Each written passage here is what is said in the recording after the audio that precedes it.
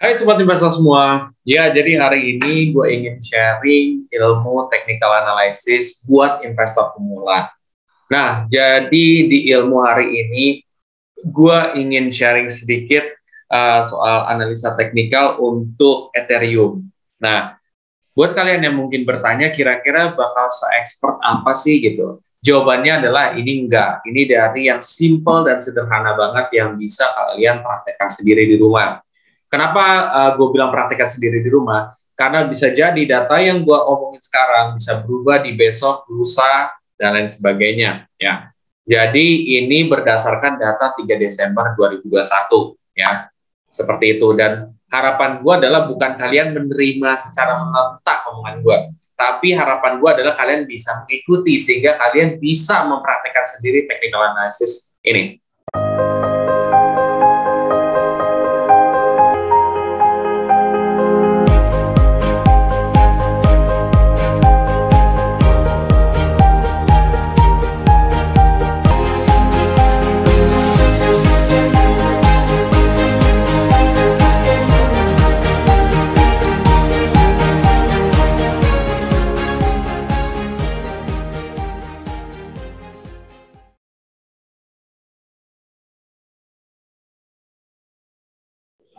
Oke, let's start. Oke, gue di sini akan coba disclaimer dulu, yaitu satu, keputusan investasi ada di diri kita masing-masing. Kedua, investasi itu pasti mengandung resiko. Salah satu resikonya adalah penurunan. Ketiga, gue tidak pernah mengadakan titik dana sama sekali. Oke, jadi gue akan coba share screen aja dan berbagi soal pengetahuan trading gue. Ya, ini buat investor pemula. Jadi gue share screen dan di sini, oke. Oke, seperti yang kalian lihat sekarang di layar, ya, gue menggunakan toko kripto juga.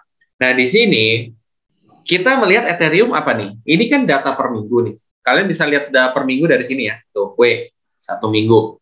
Berdasarkan data satu minggu, kalian melihat rata-rata kurvanya itu naik kan? Artinya apa? Artinya harga Ethereum lagi tinggi banget, guys. Lagi menjulang tinggi. Pertanyaannya, apakah akan stay di tinggi atau dia akan turun? Oke.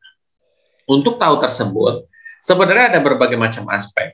Ketika kita melihat kurvanya secara dasar kayak begini, kita melihat bahwa terjadi uptrend ya, atau kenaikan cenderung naik kurvanya. Dan di akhir-akhir pun masih hijau-hijau. Oke. Nah, itu secara dasar berarti harusnya masih kondisi harganya akan naik nih terus. We'll see. Nah, kita bisa lihat daripada kita coba dengan salah satu indikator. Indikatornya itu moving average.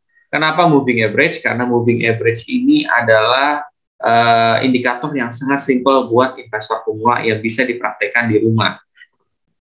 Oke, udah kalian klik? Nah, kalian akan melihat di sini ada garis ya. Di sini ada garis tuh. Ya. Nah, setelah kalian melihat di sini ada garis, perhatikan candlestick yang ada. Ya, candlestick itu tuh yang hijau sama merah itu loh. Nah, apakah dia berada di atas daripada garis tersebut atau di bawah? Kalau misalkan dia di bawah, berarti dia lagi turun kurvanya. Atau misalkan dari yang atas, nih yang dari sini, ternyata bersinggungan dengan garis ini, ya, dengan garis yang hijau ini, terus merah nih ya. Nah, berarti indikasi bakal terjadi penurunan, ya. Ada indikasi ya. Nah, berdasarkan data di sini, kita bisa melihat bahwa kurvanya terakhir hijau dan tidak menyentuh daripada kurva hijau ini. Ya, kalau misalkan kalian lihat di sini kan ada apa namanya hijau-hijau, terus ada kayak semacam kayak jarum ya, atau apa sih ini? Semacam line. Nah, kalau dia cuma nyentuh di sini, yang nggak usah dihiraukan. Yang kalian harus pedulikan tuh kayak misalkan di sini nih, tuh. Nah, ini kalau yang terjadi kasus di sini itu adalah false signal, guys. False signal artinya kan semestinya kalau misalkan dia sudah bersinggungan dengan kurva dengan apa namanya line hijau ini, harusnya akan terjadi penurunan. Tapi yang terjadi adalah balik lagi naik. Kenapa? Karena ketika kalian bersinggungan seperti ini, jangan kalian langsung berasumsi, oh bakal turun nih. Kalian harus tunggu satu candlestick lagi. Kalau satu candlestick lagi merah dan di bawah daripada garis ini, berarti itu indikasi turun. Ya, lebih gede indikasinya. Nah, di situ mungkin kalian mau top up, terserah. Nah, di sini kita udah tahu nih, berarti kondisinya harganya masih akan naik ya berdasarkan prediksi gue 1 atau 2 hari ke depan gitu. Masih ada potensi untuk terus naik ya. Oke. Nah, sekarang kalian bisa melihat dari sudut pandang yang beda, yaitu dengan menggunakan MACD. Ya, ini kan moving average biasa. Coba dengan indikator MACD. Oke. Klik indikator, cari MACD. Ya, mana sih MACD, Pak? Dilewat ya. MACD. Nah, ini dia. Oke. Nah, di MACD kalian lihat ya, di paling bawah ini ya. Di situ ada garis yang nggak kelihatan sama garis yang kelihatan.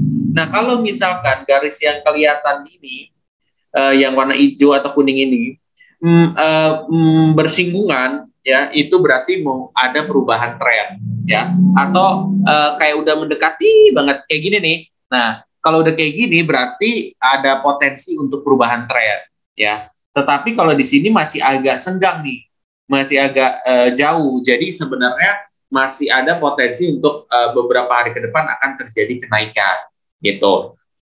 Ya, kalau misalkan udah nyentuh, nah ini udah warning nih. Kalian harus lihat dengan berbagai macam indikator. Kalau misalkan kalian pro, pasti kalian lihat banyak tuh, dari Bollinger Band, dari lain sebagainya gitu. Ada banyak ya, ada moving average cross dan lain sebagainya. Oke. Di sini berarti secara dasar memang MACD dengan moving average itu punya kesimpulan sama. Artinya masih ada potensi naik untuk besok dan lusa seharusnya ya, gitu. Oke. Lalu kita pengen tahu kan setelah ini, kira-kira kalau misalkan kita invest sekarang itu di harga yang lagi mahal atau di harga yang murah?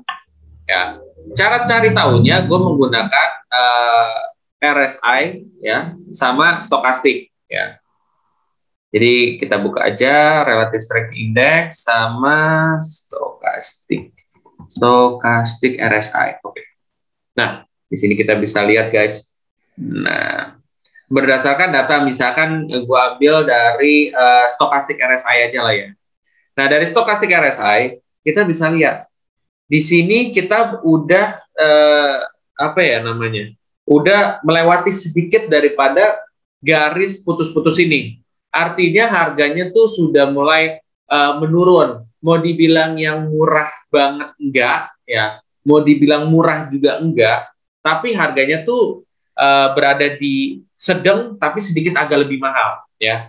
Kalau misalkan kurva ini yang kuning ini di atas daripada ya titik-titik yang putus-putus ini, berarti artinya harganya lagi mahal banget gitu. Nah, kalau harganya lagi mahal banget, biasanya orang nggak beli. Nah, orang beli itu biasanya di posisi sini atau mungkin di tengah sini. Kalau paling bagus nih kayak gini nih, tuh posisi lagi di bawah banget kan. Nah, ini nih orang tuh biasanya langsung wah beli gitu, karena nanti pas dia di sini dapat profitnya yang lumayan gitu. Cuman kan kita nggak tahu apakah nanti ke depan bakal ke sini atau enggak. Jadi menurut gua kalau misalkan lo mau cari yang aman, lo ambil yang kayak pas di tengah sini lo beli gitu. Atau di sini sih sebenarnya masih cukup oke aja sih kayak gitu. Asalkan dia jangan di sini gitu. Karena kalau di sini takutnya nanti malah turun gitu. Kalau kalian trading kan tujuannya kan kalian pengen mendapatkan keuntungan dalam jangka waktu yang pendek. Kalau yang pendek itu ya effort lu mesti banyak Pak. Kayak gini nih, lu ngeliatin kurva. Oke, berarti di sini kita bisa ketahuan kan kesimpulannya seperti apa. Kesimpulannya sebenarnya Ethereum ini dalam sehari atau 2 hari ke depan itu masih mengalami kenaikan seharusnya ya. Terus kalau yang kedua kesimpulannya adalah harga pada saat ini tuh cukup sedang ya, sedang tapi sedikit agak lebih mahal gitu, enggak yang mahal banget gitu. Karena kalau yang mahal banget udah di atas daripada garis putus-putus. Perlu kalian ingat ya, ilmu technical analysis itu hanya memperbesar kemungkinan benar untuk prediksi kayak sehari, 2 hari, beberapa hari ke depan. Tapi tidak memastikan 100% bakal seperti itu. Kenapa? Karena ilmu technical analysis itu hanya memperbesar kemungkinan, bukan memastikan besok bakal seperti itu, atau berapa jadi seperti itu. Nah, kalau kalian dengan ada ilmu ini akan kebantu juga, bisa memaksimalkan profit. Makanya kalian lihat kan, bahwa ada orang yang pro aja tiba-tiba bisa loss dan lain sebagainya. Itu bisa terjadi gitu ya. Seperti itu. Itu adalah teknik ilmu dasar dari technical analysis. Gimana nih menurut kalian gitu? Atau mungkin kalian punya ide, gue harus nge-review technical analysis untuk kripto apa lagi? Kalian bisa komen di kolom komen di bawah ya. Dan kalau kalian suka terhadap video ini ya, dan kalian ingin mulai berinvestasi, kalian bisa pakai kode referral gua yang ada di kolom deskripsi juga ya untuk cryptocurrency. Dan juga kalau kalian merasa ini bagus untuk kalian share aja sobat investor yang lain ya, mungkin ke Facebook atau mungkin kemana ya, sosial media kalian supaya mereka juga bertambah manfaatnya. Oke semuanya, sampai jumpa di video gue selanjutnya. Terima kasih.